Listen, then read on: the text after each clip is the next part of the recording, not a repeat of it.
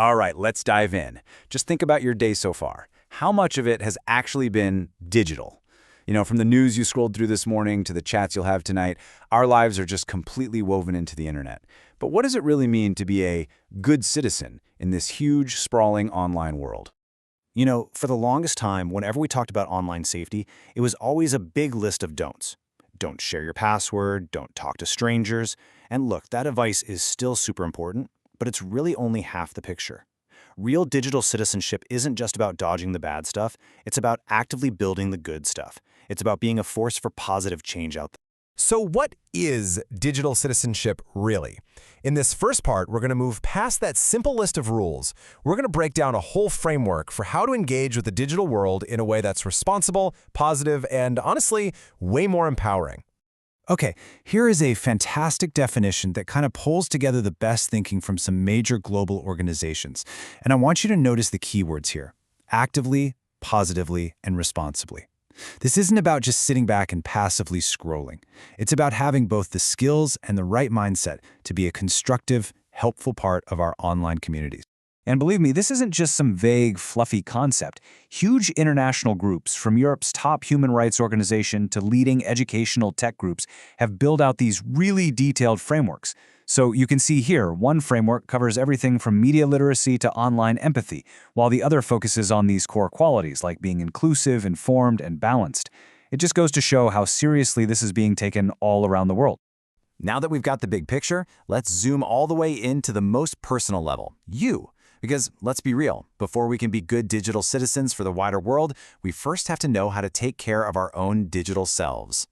I mean, it sounds like such a simple question, right? But the answer is so incredibly complex. Every single post, every like, every comment, they all stitch together this version of you that exists purely online. So who is that person? And maybe more importantly, is it who you want them to be? Taking care of your digital self is really all about being intentional.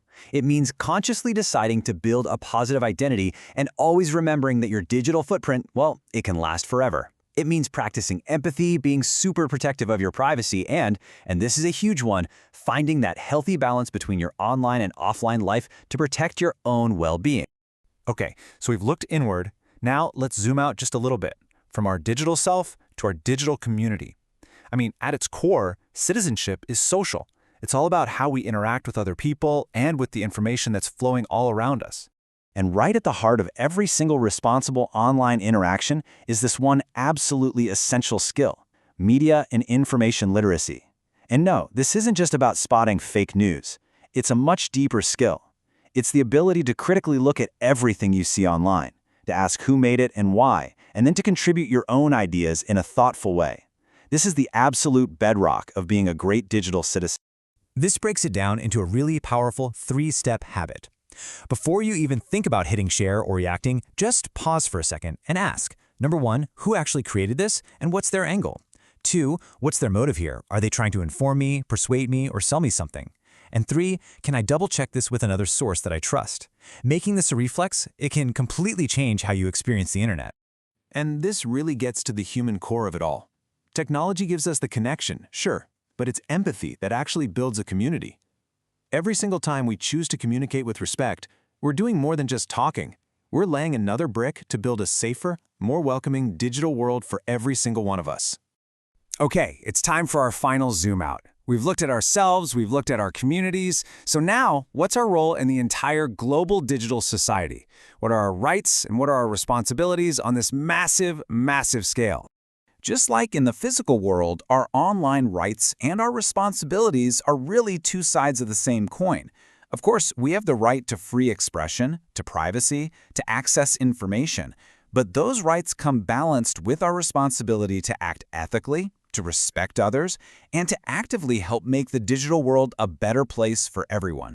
And here's something that is so important to remember. This isn't all on us as individuals, not by a long shot. Building a healthy digital world is a team sport. While we, as users, have a huge part to play, so do the big tech platforms, governments, and all the other groups that build and regulate this space. Everyone has a piece of the puzzle when it comes to shaping our digital future. So if this is a shared responsibility, how do we make sure everyone is pulling in the same direction? Well, there's a really powerful idea that's starting to emerge that could tie all of this together, a concept called a duty of care. And what this does is it basically shifts the burden. Instead of putting all the pressure on the individual user to stay safe, a duty of care says that platforms and policymakers have a moral and now increasingly a legal obligation to design their systems in a way that prevents foreseeable harm. It's a huge shift towards shared accountability for the world we all live in online. There's this beautiful Southern African philosophy called Ubuntu that just captures this whole idea perfectly. It translates to, I am because we are. My humanity is fundamentally tied to yours. And in our hyper-connected digital world, that has never been more true. Your online experience is shaped by my actions, and my online experience is shaped by yours. We really truly are all in this together. And so, that leaves us with this question. Being a digital citizen isn't some test you pass or a destination you arrive at. It's the world we are all building, right now, with every single click, every post, and every interaction. What kind of world that becomes? Well, that's a choice that belongs to every single one of us.